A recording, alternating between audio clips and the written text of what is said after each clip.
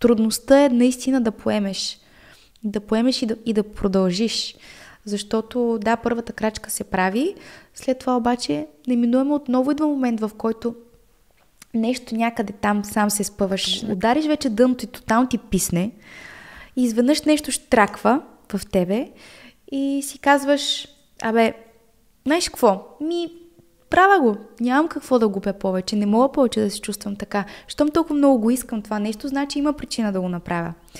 И когато я направих, Мое мило сърце, след това имах много повече работа, участия, срещи с хора, които са много по-близо до мен, като усещане, като начин на мислене и на живот. И това наистина ми показа колкото повече човек върви уверено към себе си и стъпваш и го проправяш наистина с крачки този път, животът те възнаграждава и ти ги отваря тия врати и изведнъж почва да се изяснява малко по малко картинката.